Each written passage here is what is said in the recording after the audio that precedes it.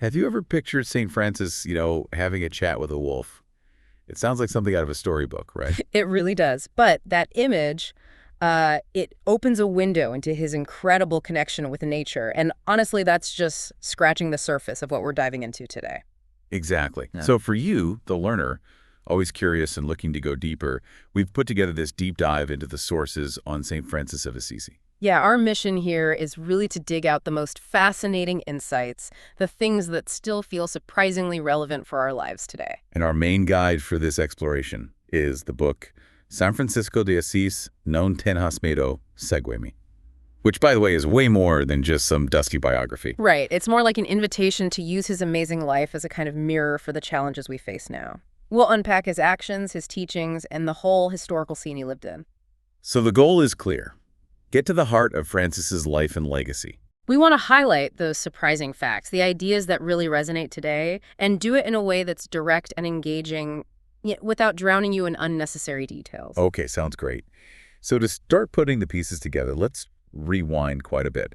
Back to 12th century Europe. What kind of world was Francis born into? Well, 12th century Europe was this melting pot of massive change and contrast. Picture a stage where the old Holy Roman Empire existed side by side with the buzzing energy and new ideas popping up in the Italian city-states. A real hive of activity then. Definitely. Intense ferment. And the Catholic Church, arguably the biggest power back then, how did it fit into all this?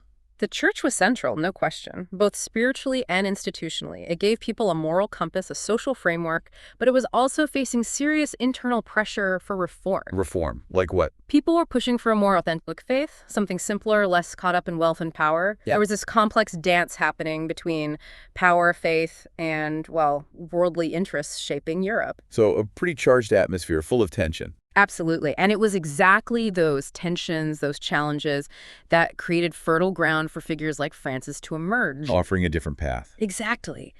He proposed a new way to live faith, radically focused on simplicity and universal brotherhood, really confronting the dualities of the time. Power versus humility, control versus freedom, religion versus politics. And understanding that context helps us see Francis more clearly. Oh, definitely. It's crucial for appreciating just how profound his transformation was. He offered this powerful alternative in a world full of contradictions. And, when you draw parallels between their challenges and ours, his story feels even more relevant. What about Assisi itself, his hometown? How did it fit into this bigger picture?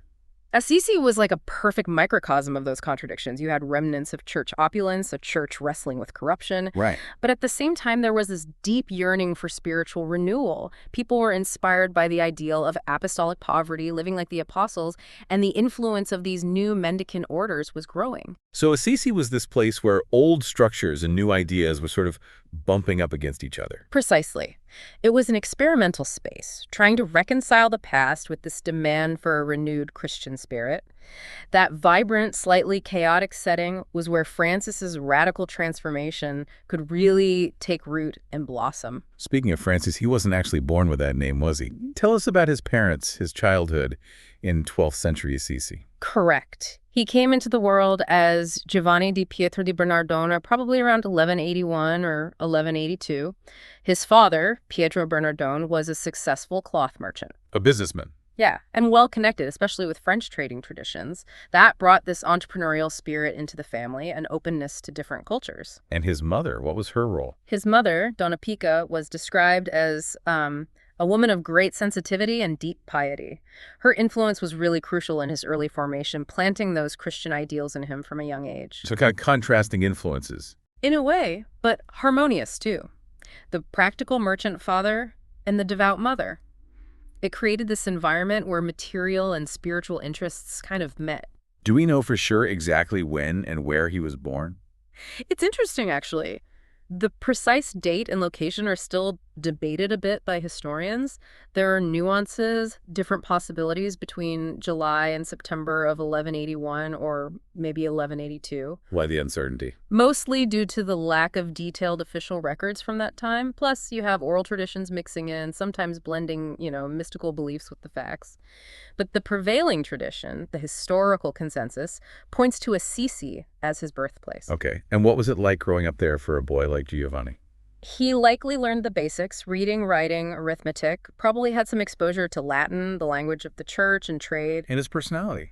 Even as a kid, sources say he showed this insatiable curiosity and a real natural pull towards contemplating nature. He enjoyed hanging out with other young guys and apparently was already pretty generous, even back then. And his father's job, that connection to the world of commerce, did that have a big impact? Oh, undoubtedly. His father traveled frequently to major trading hubs in Italy and France. Right. So Giovanni was exposed to a much wider world than just Assisi. He got to learn new languages, see different customs, develop new ways of thinking. Like an early form of global perspective? You could say that. Watching negotiations, trade dynamics, interacting with diverse merchants, it sharpened his critical mind. And seeing the contrasts of medieval society up close. Contrasts, like wealth and poverty. Exactly. The wealth in the trade centers versus the harsh reality for the poor and marginalized, that definitely sparked an early empathy in him. So his education went way beyond just books. Totally. It was this informal education at home, blending Christian ideals with the practical demands of merchant life. It gave him a really unique foundation. Navigating those seeming contradictions between the spiritual and material really shaped him. And what are the main sources we rely on for this early period? The key reliable ones are the Vita Prima by Thomas of Celano, the Legend of the Three Companions, the Legenda Mayor by St. Bonaventure, and also modern interdisciplinary research that considers the whole cultural and economic context. Okay, so after this, let's say, somewhat privileged childhood, what was his youth like? Was he already showing signs of the saint we know? Not exactly. Giovanni's youth was pretty marked by worldly pleasures. Think fine clothes, banquets, wanting social recognition. Really? Yeah, he had ambitions to climb the social ladder, maybe even become a noble. He was active in social events, possibly even did some military training. He had a reputation as a generous, fun-loving young man, often the life of the party. But was that the whole story? No hints of anything deeper? Well, beneath that surface, there was apparently this inner restlessness, a search, maybe it's still vague, for deeper meaning. That duality, the pleasure-seeking and the growing dissatisfaction, is key to understanding the huge change that was coming. So what was the big turning point? What made him shift gears so dramatically? It was really a convergence of critical events. First, the war between Assisi and Perugia. Giovanni went off seeking glory and honor, like many young men. Did he find it? Nope. He got captured and ended up in prison in Perugia.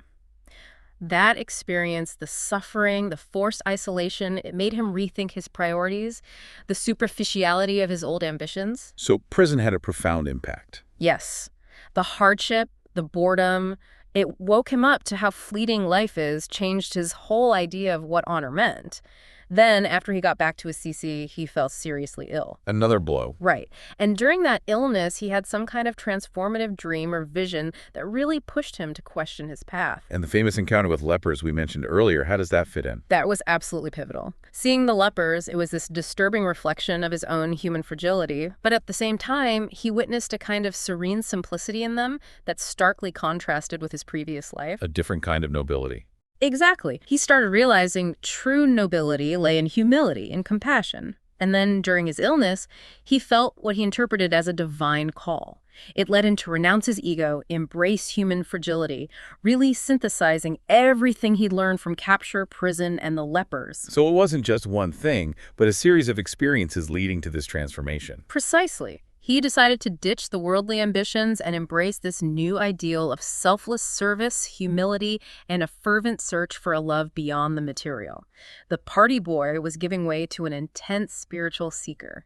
How did that decision play out in practice? Was it sudden or gradual? It seems to have been a progressive spiritual maturing that led him to renounce his inheritance. He came to see accumulating stuff as limiting his spiritual freedom. And the big public renunciation. That was the peak, yeah. In 1206, publicly renouncing his father's wealth before Bishop Guido, he famously said something like, "Until now I called Pietro Bernardone my father. From now on I can truly say, Our Father who art in heaven." A radical break. Wow. That must have been shocking for people back then. Oh, absolutely. Choosing poverty like that. It was a proposal for redemption, an invitation to ditch materialism for authenticity, for service. He wanted to be a living example. But yeah, it caused scandal, incomprehension from his family and society. I can only imagine his father's reaction. A hugely tense family moment. But amid the general confusion, some people started seeing his actions as a sign of potential spiritual renewal. And Bishop Guido played a crucial role here. Afo.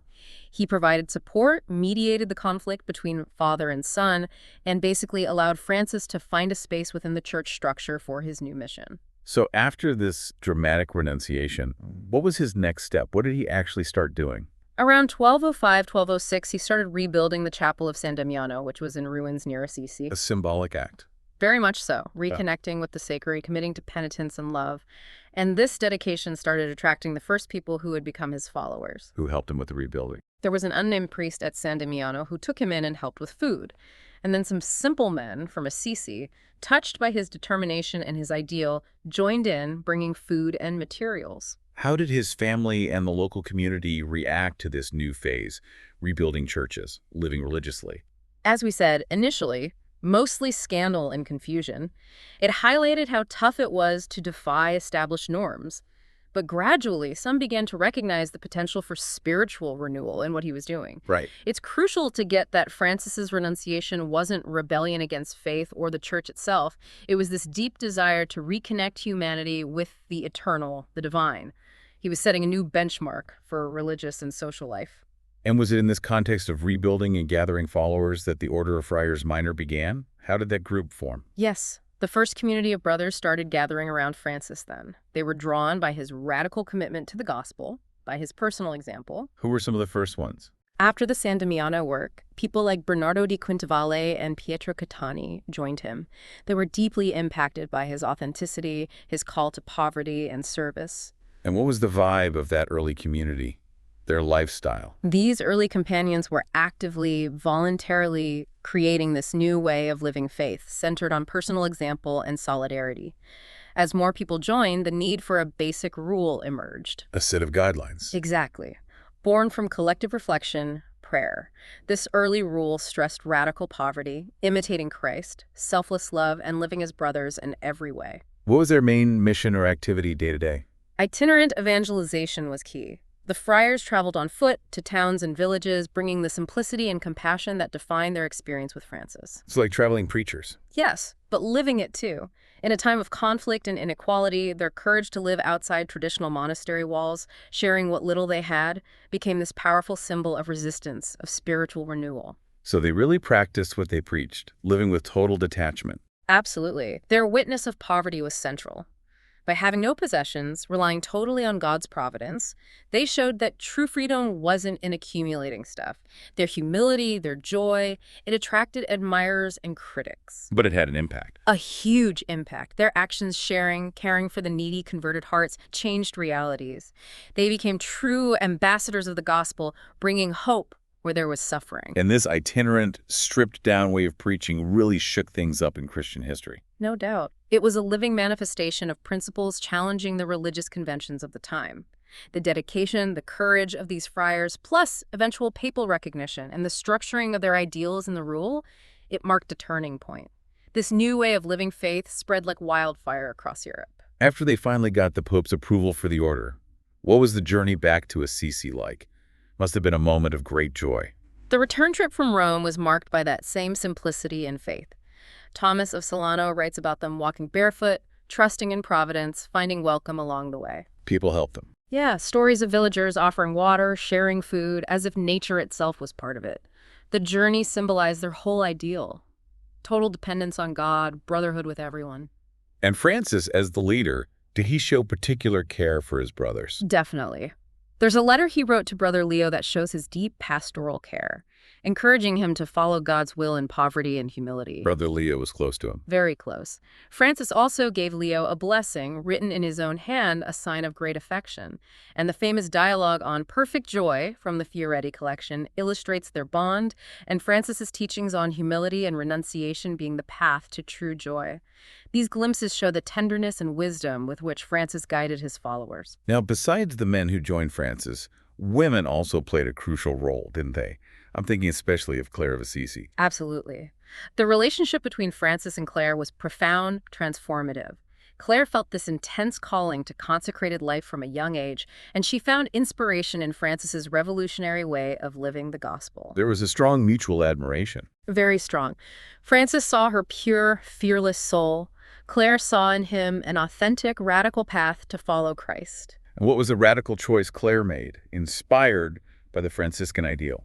Clare chose radical poverty, directly inspired by Christ's example. She wanted a life of simplicity, renunciation, emphasizing humility, constant prayer, and total poverty, not just for herself, but for her community, too.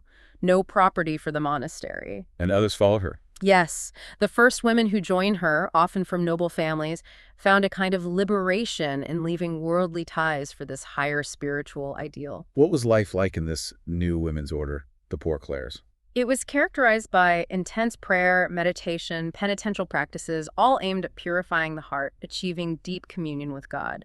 This contemplative life also fostered strong solidarity among the sisters. So the founding of the Poor Clares was something new for religious life for women in the Middle Ages. Yes, it was a significant innovation.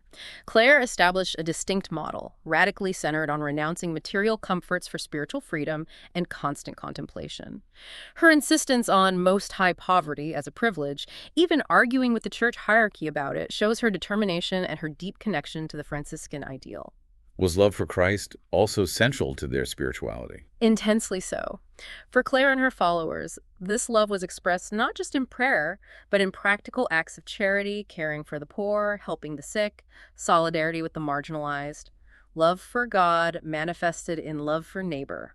How does Francis and Clare relate on their parallel spiritual journeys? Did he guide her and the sisters? Yes, there was harmonious coexistence, deep mutual respect. Francis offered spiritual guidance and support to Clare and the sisters in their commitment to poverty and devotion.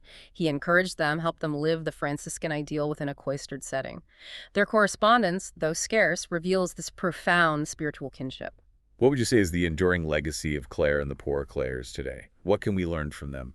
Their legacy teaches us about the transformative power of renunciation and love. They show that true wealth isn't material, but lies in self-giving to God and service to others. Their lives testify that faith can overcome challenges, and that love, even lived in seclusion, can change realities and bring hope. Francis was also a tireless traveler, wasn't he? What were some of his most significant journeys beyond Italy? Yes, he undertook some important trips to spread his message of peace and simplicity. One of the most remarkable, both symbolically and historically, was his journey to the East. The journey to the East, what was the context, the purpose? This trip, which included his famous meeting with the Sultan of Egypt, Malik al-Kamil, in 1219, is deeply significant. Remember, this was during the Crusades' huge tension between Christians and Muslims. Right. But Francis chose a radically different path. Instead of confrontation, he went for dialogue, for witness through love. He wanted to build a bridge of understanding with Muslim leaders who were known for their rich culture. How did that meeting with the Sultan go? Was it tense, or did they find common ground? Amazingly, it was marked by surprising mutual respect. They talked about the meaning of life, God, spirituality. Francis presented the gospel not through complex arguments, but through his example, his compassion. Did the Sultan convert? No immediate conversion, no. But the encounter fostered respect, admiration. It showed that real evangelism could happen through open dialogue, seeking common ground. It really prefigured modern interreligious dialogue. Even though he was a man of peace, Francis encountered the harsh reality of war and violence in his time, didn't he? Yes, despite his deep pacifism, he was fully aware of the horrors of war plaguing Europe. He felt this strong urge to promote peace and reconciliation. Did his own experiences reinforce that? His direct experience with violence, even if not as a fighter himself after Perugia, strengthened his conviction that the gospel offered a powerful antidote to conflict. He meditated on war's destructiveness and saw voluntary poverty and simplicity as ways to counter the ambition fueling it. Inspired by Christ's teaching to love enemies, he actually tried to broker peace agreements, promote ceasefires. He really got involved in trying to mediate conflicts without any political or military power. Exactly. He faced huge challenges dealing with powerful figures, military leaders. But his approach as a mediator, based on his personal example of renunciation and his serene, persuasive preaching, was remarkable. He stressed listening to the suffering on all sides, using his own detachment to connect with their pain, showing the power of forgiveness, of starting anew. After these missionary journeys, what happened when he returned to Italy? Did the order keep growing? Yes, after papal approval, the order grew rapidly, which of course brought new challenges to the organization, maintaining that original spirit of poverty and fraternity. like balancing the itinerant life with managing communities. Exactly. Finding that balance between the friar's initial wandering lifestyle and the need to administer growing numbers of small communities and priories. Tensions arose two different interpretations of the poverty ideal, practical needs of community life. Francis, through his example and constant dialogue, tried to maintain unity and focus on the gospel's core. Did the order get involved in politics? They tried hard to stay detached from the intense political disputes of medieval Italy. Francis's stripped-down lifestyle was a constant counterpoint to the era's power and luxury. Was it during this period of growth and new challenges that the definitive rule of the order was developed? Precisely. The order's growth made a more structured rule essential to guide daily practices and preserve the spiritual ideals. There was a careful process to develop it, trying to harmonize Francis's initial inspiration with the practical demands of a larger organization. And that led to the final rule. Yes, the definitive rule, known as the Regula Bollata of 1223, finally approved by Pope Honorius III. It's important to distinguish it from the earlier, shorter, less formal rule, the Regula non Bollata. Francis himself stressed the importance of this definitive rule in his spiritual testament. What about the famous chapter of Maths, or Asteris, in 1221? What was that significant event? The chapter of Maths. It vividly illustrated those tensions between the radical ideal of poverty and the practical needs of the growing organization. Over 3,000 friars gathered in makeshift shelters made of mats, showing commitment to simplicity. 3,000. Wow. Yeah. But different views emerged. Some championed a stricter poverty, others favored fixed convents and more focus on studies, led by figures like Brother Elias. Brother Elias, he becomes important later, right? Yes. Also present was the young friar Anthony, later St. Anthony of Padua. Francis himself worried the rule might become a cage or a throne, losing its spirit of freedom. Despite tensions, key decisions were made, like sending friars to hostile regions. And Claire's perspective on this? Claire, watching from afar, grasped the essence, saying something like, "In that chapter, God proved that holiness fits on a mat." She saw that true spiritual greatness didn't depend on elaborate structures. The final years of Francis's life were marked by intense physical suffering and significant spiritual events, weren't they? Yes, his last years were filled with increasing physical pain, partly from his penances, partly from poor health. It was during this time, in 1224, during a 40-day retreat on Mount Alvern, that he received the stigmata. The wounds of Christ. Exactly. The miraculous marks of Christ's wounds on his own body. He described a vision of a seraph imparting these painful wounds. Despite the profound spiritual experience, Francis wanted to keep them secret, a divine gift, but also a source of personal humility, almost shame. And the order was still evolving? It was. The 1223 rule was being adapted. Fixed convents, theological studies became more common. This saddened Francis. He lamented exchanging the living gospel for, as he put it, an account book. And Brother Elias was building the Basilica in Assisi around then. Yes, that grand construction project contrasted sharply with Francis's preference for simplicity, causing him some melancholy. But it was also during this time of frailty that he composed one of the most beautiful religious texts, the Canticle of the Creatures. Exactly.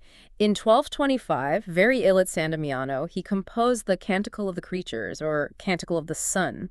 He dictated the verses to Brother Leo.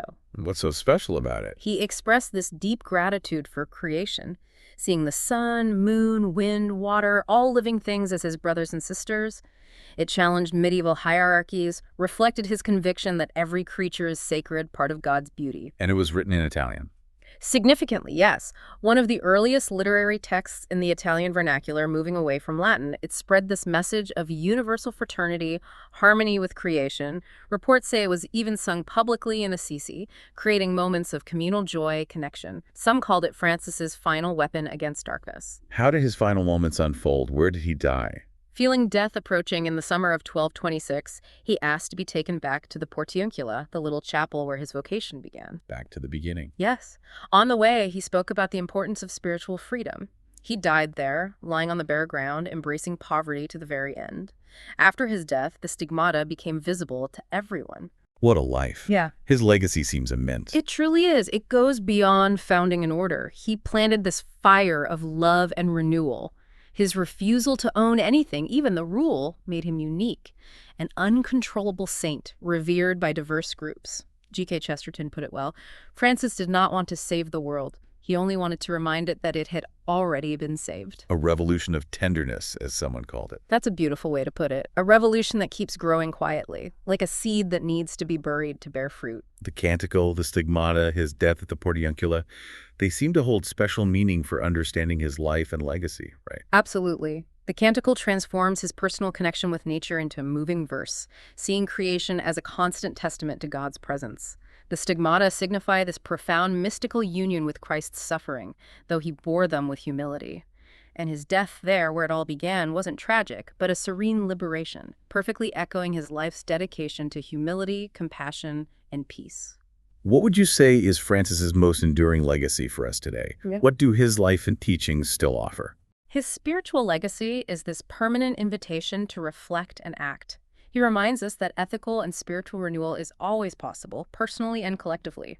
His ethos, this global spirit of peace, simplicity teaches us to value what's truly human and spiritual, recognize our deep interdependence with all beings, and cultivate hope, even amid challenges. Ethos meaning. The defining values, the moral identity of a community or individual. How might this Franciscan ethos look in practice today with all our complex problems? Well, you see it in actions promoting sustainable development, respecting nature, fostering mutual support in communities. You see it in tackling health issues with solidarity, caring for the vulnerable, and crucially, cultivating inner peace as essential for building a more just world. So start where you are. Exactly. Francis's teaching invites us to start with what we have, our own resources and abilities, and become agents of change through small acts of kindness, justice, living out his inspiring motto, begin by doing good. What a fascinating deep dive into the life of St. Francis of Assisi. For everyone listening, what are the main takeaways you think we should hold on to from our conversation? I think we can highlight Francis's radical challenge to the norms of his society, his deep, reverent connection with the natural world, his deliberate choice of simplicity as a path to inner freedom, and his unwavering commitment to promoting peace and serving others selflessly. And to wrap up our immersion, what's a final thought you'd like to leave with our listeners? Maybe this. How can we apply the principles that guided Francis's life, valuing simplicity over materialism, fostering connection over division, acting with compassion in all our relationships in our own lives, and in tackling the complex challenges of our modern world? That's the provocation, the question to keep exploring from his inspiring legacy. If you're curious and want to go even deeper into Francis's life and teachings, we suggest reading biographies, exploring online archives like the Franciscan Sources or Vatican Archives, or maybe even planning a visit to Assisi, a place steeped in history and spirituality. Definitely worth exploring further. Thank you so much for joining us on this journey. We hope this deep dive into the life of St. Francis has been a valuable and inspiring shortcut for your learning.